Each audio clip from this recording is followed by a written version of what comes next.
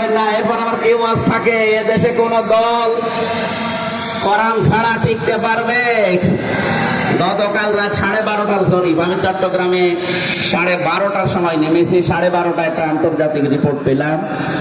এদেশে এখন 100 জনের 14 জন জালেমদেরকে সাপোর্ট করছে যারা বিদায় নিয়েছে। 100 জনের 28 জন মানুষ এখনো পর্যন্ত সেনা রয়েছে, দলগুলো আছে, এসেছে, দলই হোক, আমি নাম নিলাম না, তাদেরকে এখনো সাপোর্টে আছে। খুশির বিষয় 100 জনের 58 জন মানুষ এখন ইসলাম এদেশে কায়েম হোক এইটা চাচ্ছে।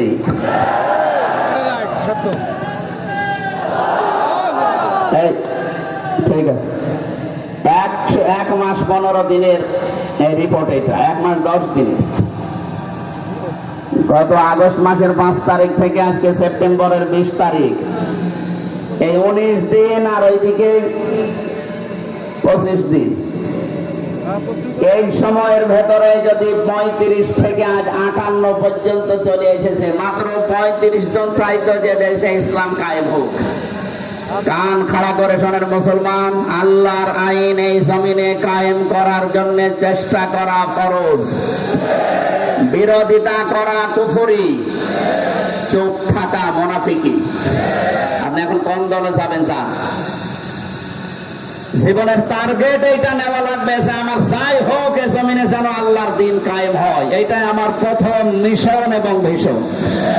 এটা যদি কেউ রাজনীতি মনে করে, হ্যাঁ এইটাই আমার রাজনীতি, কারণ দুনিয়ায় প্রত্যেকটা নবী এটা করেছিল। অনেকে মনে করেন আমি নামাজ পড়ি, রোজা রাখি, আমার বউ পর্দায় থাকে, আমার এত বড় দাড়ি, আল্লাহ আমার জাহান্নামে দেবে। কি দেখে দেবে? কে দেখে দেবে টের পাচ্ছেন না? এবার আসেন তো একটা কথা বলি। সূরা আরাফ 8 নাম্বার পারার 20 নাম্বার পৃষ্ঠার 3 নাম্বার লাইনের 83 নাম্বার আয়াত। এটা আমি বিশ্ববিদ্যালয়ে থাকাকালীন যতগুলো তাফসীর মিলিয়েছি আয়াতের সাথে, সব মুফাসসির একই বক্তব্য দিয়েছেন। আপনি এবার নিজের সাথে মিলাবেন। ফানজাইনাহু ওয়া আহলাহু ইল্লা মারাতাহু কানাত মিনাল গাবিরিন। হযরত লূত আলাইহিস সালামের জামানায় 2 জন ফেরেশতাকে আল্লাহ পাঠিয়ে দিলেন। আসরের সময় এসে তারা বলছে, আল্লাহর নবী আপনার উম্মতদেরকে নিয়ে এখান থেকে চলে যান, কিন্তু সাবধান আপনার স্ত্রীকে নেবেন না। প্রশ্ন আসতে পারে, লূত নবীর স্ত্রীর চরিত্র খারাপ ছিল? হ্যাঁ না, আপনি মোবাইল টিপছেন মানে? লূত নবীর স্ত্রীর চরিত্র খারাপ ছিল? তিনি চরিত্রহীনা ছিলেন? বলেন। পৃথিবীতে কোন নবীর স্ত্রীর চরিত্র খারাপ ছিল না, কারণ কোন হারাম রক্তের ভেতরে আল্লাহ নবীদের রক্ত প্রবেশ করার নাই। এর ভেতরে আমি 7টা কারণ পেয়েছি। কারণ দুনিয়ায় যত নবী এসেছে, প্রতিটি নবী নেতৃত্ব দেওয়ার গুণাবলী নিয়ে এসেছেন। আর নেতা হতে হলে 7টা গুণ লাগে। কয়টা বলেন না কেন? এর প্রথম নাম্বার, এই নেতৃত্বের গুণে আপনার জন্মটা বৈধ হওয়া লাগবে। কোন নবীকে আল্লাহ হারাম রক্তের ভেতরে প্রবেশ করার নাই, কারণ প্রতিটি নবী হচ্ছে জাতির নেতা। আমাদের নবী, ওনাকে আল্লাহ ডাকি দিয়েছেন নেতা, ইয়াসিন। তাফসীরে কাবীর ফখরউদ্দিন রাজি রাহমাতুল্লাহ আলাইহির লেখা।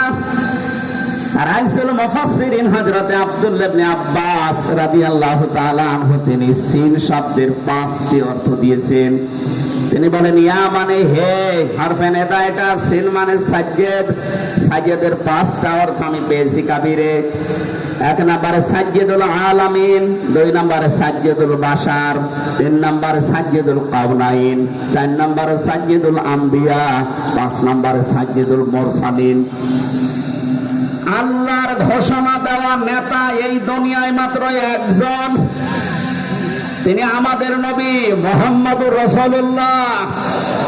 আল্লাহ নিজে ডাক দিচ্ছেন, হে নেতা। সুবহানাল্লাহ বলতে পারেন না? নবীরা যেহেতু নেতৃত্ব দিয়েছেন, তারা নেতা ছিলেন, গুণাবলী আল্লাহ তাদেরকে দিয়েছেন।